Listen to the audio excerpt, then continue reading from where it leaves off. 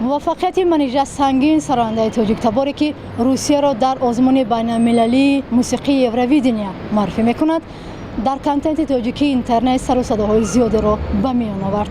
بسیاری از موفقیت او استقبالی گرم کردند، اما برخی هم از آن خاطر که او کشور دیگری را معرفی میکند از او جانبداری نمیکنند. ما در دوشنبه هستیم و از ساکنان میپرسیم که درباره منیژه، ایجادیات او و از پیروزی اخیرش چی نظر دارند. من خودم منیژه رو دستگیری میکنم چون که 2 ساعتی 2 شب 6 تماشا کردم و چخیلی که میگن زبانی روسی با я болела за нее, я очень сильно болела. خدا با شکر که من ببینید فینال به بر اومد. و آینده من فکر میکنم که بیرق تاجیکستان همیشه بالا میبردارد تاجیکانی ما.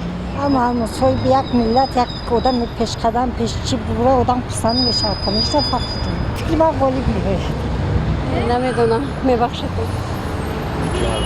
سرودای نازا میخونند یعنی که در از گوگل هم یک جدا وای کردم که در موضوعش تماشا کردم یک سراینده روس هم او را در آغوش گرفت یعنی که او را در آغوش گرفت و او یعنی که از خرسندی به او را به آغوش گرفت. از من فکر میکنم که خیلی آواز نازوره این فخر تاجیکستان است. اگر تاجیکا مثلا یگان در علم در چیز پیش میرفتن به حد خوشنود میشدم. ما امید میبندیم که او جای سزاواری را خواهد گرفت. از آنکه او هموطن ماست ما البته از او جانبداری و با امید پیگیری خواهیم کرد.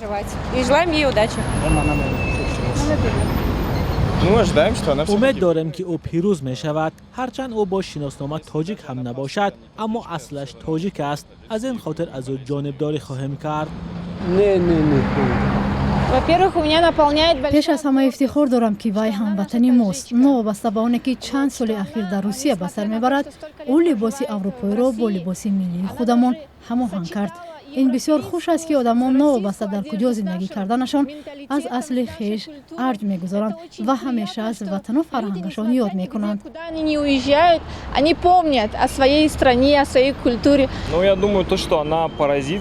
من فکر میکنم که او همه را در حیرت خواهد گذاشت. برای آنکه در دور اول برآمدی او خیلی جالب بود. انتظاریم این است که او حتما برنده خواهد شد، زیرا اول اینکه او هم ملت ماست با او یک تجسم انسانی نیرومند است. نقص بود برآمدشان. همه آدما برای این کس خواستن که هم وقت موفق باشن، اما معلوم است که سر اونا تاجیک خودمون هستن. فهمیدیم که پرزیدنت خودمون ملی رحمان دستگیری کردن، پیشکی اوچه گفتن. بعد باز هم فهمیدیم که فینال برآمدن. موفقیت به اون کس. سیوانه اوچه